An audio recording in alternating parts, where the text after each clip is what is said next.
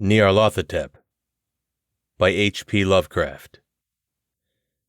Nyarlathotep, the crawling chaos. I am the last. I will tell the audient void. I don't recall distinctly when it began, but it was months ago. The general tension was horrible. To a season of political and social upheaval was added a strange and brooding apprehension of hideous physical danger. A danger widespread and all-embracing, such a danger as may be imagined only in the most terrible phantasms of the night. I recall that the people went about with pale and worried faces, and whispered warnings and prophecies which no one dared consciously repeat or acknowledge to himself that he had heard. A sense of monstrous guilt was upon the land, and out of the abysses between the stars swept chill currents that made men shiver in dark and lonely places. There was a demonic alteration in the sequence of the seasons. The autumn heat lingered fearsomely, and everyone felt that the world, and perhaps the universe, had passed from the control of known gods or forces to that of gods or forces which were unknown. And it was then that Nyarlathotep came out of Egypt. Who he was, no one could tell, but he was of the old native blood and looked like a pharaoh.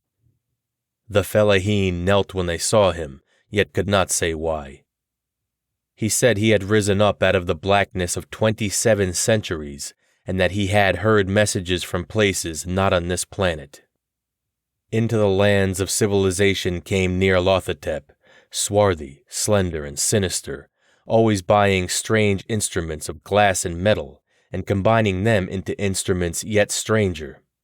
He spoke much of the sciences, of electricity and psychology, and gave exhibitions of power which sent his spectators away speechless, yet which swelled his fame to exceeding magnitude.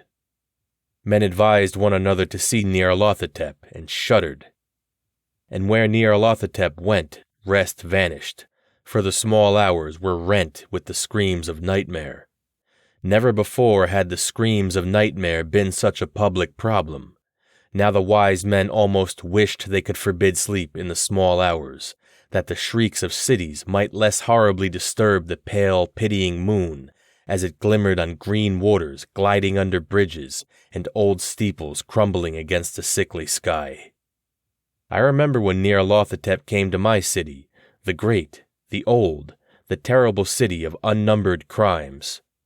My friend had told me of him, and of the impelling fascination and allurement of his revelations, and I burned with eagerness to explore the uttermost mysteries.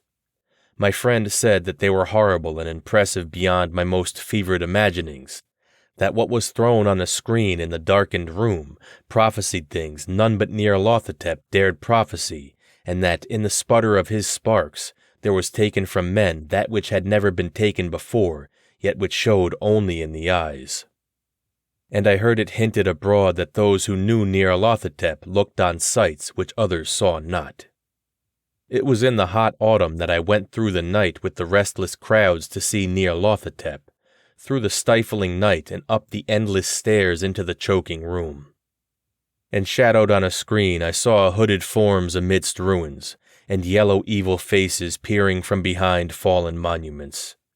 And I saw the world battling against blackness, against the waves of destruction from ultimate space, whirling, churning, struggling around the dimming, cooling sun.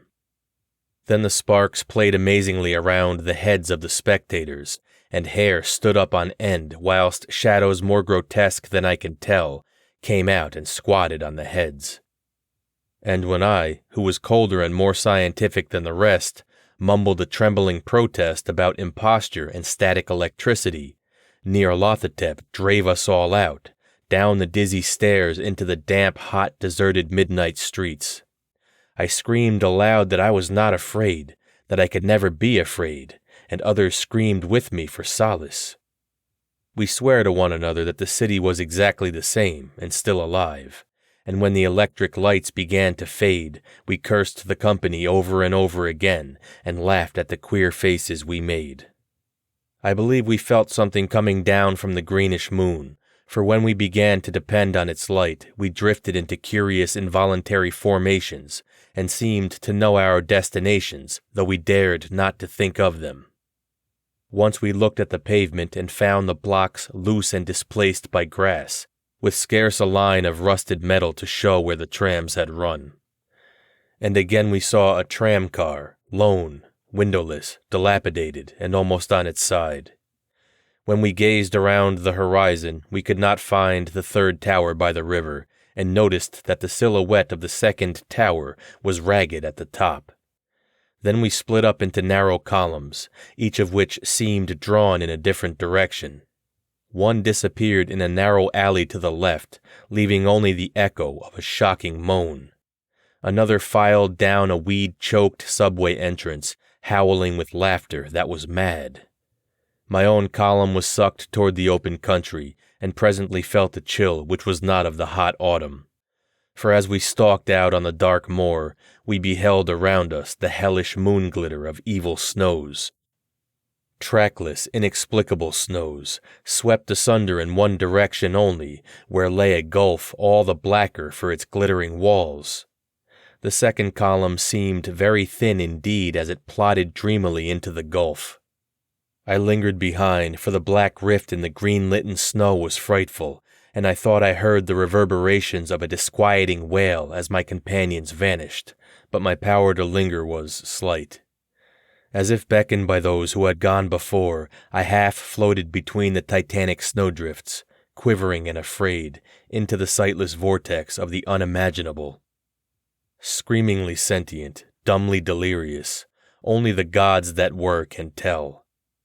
A sickened, sensitive shadow writhing in hands that are not hands, and whirled blindly past ghastly midnights of rotting creation, corpses of dead worlds with sores that were cities, charnel winds that brush the pallid stars and make them flicker low. Beyond the worlds, vague ghosts of monstrous things. Half-seen columns of unsanctified temples that rest on nameless rocks beneath space and reach up to dizzy vacua above spheres of light and darkness. And through this revolting graveyard of the universe, the muffled, maddening beating of drums and thin monotonous whine of blasphemous flutes from inconceivable, unlighted chambers beyond time.